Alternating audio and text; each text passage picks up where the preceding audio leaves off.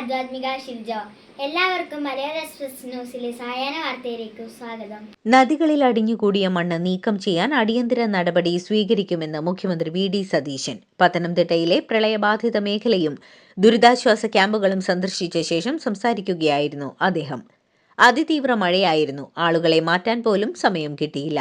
വനത്തിൽ ഉരുൾപൊട്ടലുണ്ടായി. ഇന്ത്യയിലെ ഏറ്റവും മികച്ച ദുരന്ത നിവാരണ സംവിധാനം പത്തനംതിട്ട ജില്ലയിൽ ഉണ്ടാകുമെന്നും മുഖ്യമന്ത്രി പറഞ്ഞു.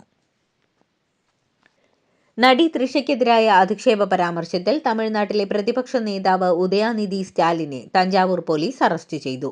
ഉദയാനിധിയുടെ വീടിന് മുന്നിലെത്തിയ പോലീസ് സംഘത്തെ DMK പ്രവർത്തകർ തടയാൻ ശ്രമിച്ചു. ഇതേ തുടർന്ന് ഇരുകൂട്ടരും തമ്മിൽ ഉന്തും തള്ളുമുണ്ടായി. മുൻകൂർ ജാമ്യ ഹർജി നിലനിൽക്കില്ലെന്ന് AG ഹൈക്കോടതിയെ അറിയിച്ചു. കോമഡിയായി തോന്നുന്നുവെന്നും പറയാത്ത കാര്യത്തിനാണ് കേസും അറസ്റ്റുമെന്നും ഉദയാനിധി പ്രതികരിച്ചു. സംസ്ഥാനത്ത് KSEBിക്ക് കീഴിലുള്ള 5 ഡാമുകളിൽ red alert. Kallarkutty, Irattayar, lower Periyar, Peringalkuthu, Kuttiady ഡാമുകളിലാണ് മുന്നറിയിപ്പ്. KSRTC ബസ്സുകളിൽ സർക്കാർ സ്ത്രീകൾക്ക് അനുവദിച്ച പ്രിയദർശിനി സൗജന്യ യാത്രയിൽ സ്ത്രീകൾ തള്ളിക്കയറുന്നുവെന്ന് ഗതാഗത മന്ത്രി CP ജോൺ. പൈസയില്ലാത്ത യാത്രയ്ക്ക് തള്ളിക്കയറുന്നവർ മക്കളെ ഫീസില്ലാത്ത സർക്കാർ സ്കൂളിൽ പഠിപ്പിക്കാതെ ഫീസ് നൽകി സ്വകാര്യ സ്കൂളുകളിലേക്കാണ് വിടുന്നതെന്നും മന്ത്രി പറഞ്ഞു. കേരള ബസ് ട്രാൻസ്പോർട്ട് അസോസിയേഷൻ സംസ്ഥാന സമ്മേളനത്തിലാണ് മന്ത്രിയുടെ പ്രസ്താവന. പ്രിയദർശിനി സൗജന്യ യാത്രയുമായി ബന്ധപ്പെട്ട് മന്ത്രി CP ജോൺ നടത്തിയ പരാമർശങ്ങൾ സർക്കാരിന്റെ ധാർഷ്ട്യത്തിന്റെ ഭാഷയാണെന്ന് മുൻമന്ത്രിയും CPM നേതാവുമായ KN ബാലഗോപാൽ.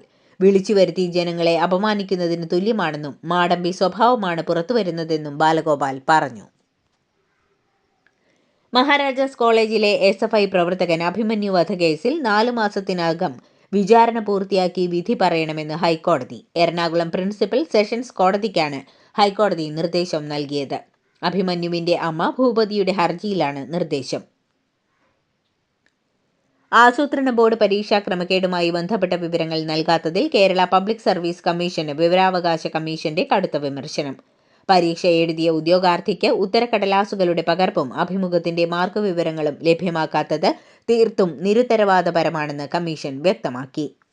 മാനസിക ശാരീരിക ആരോഗ്യത്തിന് പ്രാധാന്യം നൽകുന്നവരാണ് നമ്മൾ എല്ലാവരും. ശാരീരിക ആരോഗ്യത്തിന് ഒരു മികച്ച പരിഹാരം തേടി ഞങ്ങളിപ്പോൾ എത്തിയിരിക്കുന്നത് ബോൺ സെറ്റിങ്ങിന് സ്പെഷ്യലൈസ് ചെയ്ത കണ്ണൂർ ജില്ലയിലെ ഇരിട്ടിയിലെ ജീവനം ആയുഷ് ക്ലിനിക്കിലാണ്. ആയുഷ് ക്ലിനിക്കിലെ ചികിത്സാവിധികൾ എന്തൊക്കെയാണെന്ന് നോക്കാം. കേരളത്തിലും GCC കൺട്രീസിലും 35 വർഷത്തെ സേവന പാരമ്പര്യമാണ് ജീവനം ആയുഷ് ക്ലിനിക്കിന് പറയാനുള്ളത്. ബോൺ സെറ്റിംഗ് മാത്രമല്ല, അതിനോടൊപ്പം തന്നെ പ്രസവ ശുശ്രൂഷയും ഒപ്പം തന്നെ സന്ധിവാത ചികിത്സയുമാണ് ഇവിടുത്തെ ഏറ്റവും ഇമ്പോർട്ടൻ്റ് ആയിട്ടുള്ള ചികിത്സാ വിധികൾ എന്ന് പറയുന്നത്. മാത്രവുമല്ല, നിരവധി സാറ്റിസ്ഫൈഡ് ആയിട്ടുള്ള കസ്റ്റമേഴ്സ് തന്നെയാണ് ജീവനം ആയുഷ് ക്ലിനിക്കിന്റെ ഏറ്റവും വലിയ മുഖമുദ്ര. ഇവിടെ വന്ന് ഞാൻ ട്രീറ്റ്മെന്റ് ചെയ്തിട്ട് എനിക്ക് ഒത്തിരി വ്യത്യാസങ്ങൾ, എന്താ പറയുക, എൻ്റെ കൈയും കാലും ഒക്കെ നല്ല സുഖമായിട്ട് റിലാക്സ് ആയിട്ട് ചെയ്യാൻ പറ്റുന്നുണ്ട്. നാഡി, ഞരമ്പ്, സന്ധി, അസ്ഥി സംബന്ധമായ വിവിധ രോഗങ്ങൾക്ക് ചികിത്സ തേടിയെത്തുന്നവരാണ് ഇവിടുത്തെ ഒട്ടുമിക്ക പേഷ്യൻസും. ഇവിടുത്തെ ഏറ്റവും വലിയൊരു സവിശേഷത എന്ന് പറയുന്നത് ഗുരുക്കൾ ഇബ്രാഹിം ഹാജിയുടെ സേവനം തന്നെയാണ്. എല്ലാ ശനിയാഴ്ചകളിലുമാണ് ബോൺ സെറ്റിങ്ങിന് സ്പെഷ്യലൈസ് ചെയ്ത ഈ ഒരു സേവനം രോഗികൾക്ക് വേണ്ടി നൽകുന്നത്. വേദനയോടെ എത്തുന്ന രോഗികൾക്ക് പുഞ്ചിരിയോടെയുള്ള മടക്കം, അതുതന്നെയാണ് ജീവനം ആയുഷ് ക്ലിനിക്കിന്റെ ഏറ്റവും വലിയ വരദാനം എന്ന് പറയുന്നത്. ആരോഗ്യ ചികിത്സാ സംബന്ധമായ മറ്റു വിവരങ്ങൾക്ക് താഴെ കാണുന്ന നമ്പറിൽ കോൺടാക്ട് ചെയ്യുക. മാധ്യമപ്രവർത്തകൻ KM ബഷീറിനെ വാഹനമിടിച്ച് കൊലപ്പെടുത്തിയെന്ന കേസ് പ്രതിയുടെ ആവശ്യപ്രകാരം മറ്റൊരു കോടതിയിലേക്ക് മാറ്റിയതിനെതിരെ ബഷീറിന്റെ ഭാര്യ C. ജസീല നൽകിയ ഹർജിയിൽ സർക്കാരിന് നോട്ടീസ് അയച്ച് ഹൈക്കോടതി. ഒരാഴ്ചയ്ക്കകം മറുപടി നൽകാനാണ് കോടതിയുടെ നിർദ്ദേശം. വിചാരണ നടക്കേണ്ട തിരുവനന്തപുരം അഡീഷണൽ സെഷൻസ് കോടതി 1 നിന്ന് കേസ് 4ാം അഡീഷണൽ സെഷൻസ് കോടതിയിലേക്ക് മാറ്റിയത് പ്രതിഭാഗത്തിന്റെ ആവശ്യപ്രകാരമാണ്. ഇത് നീതി നിഷേധമാണെന്നാണ് ഹർജിക്കാരിയുടെ വാദം. സ്വന്തം നിലയിൽ കാലാവസ്ഥാ മുന്നറിയിപ്പ് നൽകാൻ സംസ്ഥാന സർക്കാരിന് അധികാരമില്ലെന്ന് റവന്യൂ മന്ത്രി AP അനിൽകുമാർ. കേന്ദ്ര കാലാവസ്ഥാ വകുപ്പ് നൽകുന്ന അലർട്ടുകൾ പ്രഖ്യാപിക്കുക മാത്രമാണ് സർക്കാരിന്റെ ഉത്തരവാദിത്വമെന്നും മന്ത്രി വ്യക്തമാക്കി. താരസംഘടനയായ അമ്മയുടെ നേതൃത്വം ഏറ്റെടുക്കാനില്ലെന്ന് നടൻ മോഹൻലാൽ. സംഘടനയിലെ പ്രശ്നം ഭാരവാഹികൾ പരിഹരിക്കട്ടെ എന്നും ലാൽ പറഞ്ഞു. മലപ്പുറം പാണക്കാട് വേങ്ങര റോഡിലെ മണ്ണിടിച്ചിലുമായി ബന്ധപ്പെട്ട വിഷയത്തിൽ വിശദമായ അന്വേഷണം നടത്തി റിപ്പോർട്ട് സമർപ്പിക്കാൻ പൊതുമരാമത്ത് മന്ത്രി PK ബഷീർ ജില്ലാ കളക്ടർക്ക് നിർദ്ദേശം നൽകി. മറുപടി ലഭിച്ച ശേഷം ബിൽഡിംഗ് പെർമിറ്റ് റദ്ദാക്കുന്നതിൽ തീരുമാനമെടുക്കുമെന്നാണ് വിവരം. ശബരിമല നെയ്യിടപാടുമായി ബന്ധപ്പെട്ട വിഷയത്തിൽ സ്വയം വില നിശ്ചയിച്ച് തിരുവനന്തപുരം മിൽമ യൂണിയൻ ഏകപക്ഷീയമായി നെയ്യ് നൽകാമെന്ന് ദേവസ്വം ബോർഡിന് കത്ത് നൽകിയെന്ന് വിവരം. MD അറിയാതെ ബോർഡ് യോഗം പോലും ചേരാതെയായിരുന്നു നടപടി. പ്രമുഖ ഉപഭോക്തൃ ഉൽപ്പന്ന നിർമ്മാതാക്കളായ ഡാബർ ഇന്ത്യ 100% ശുദ്ധം, 100% പ്രകൃതിദത്തം തുടങ്ങിയ പരസ്യവാചകങ്ങൾ ഉപയോഗിക്കരുതെന്ന് food safety and standards authority of India.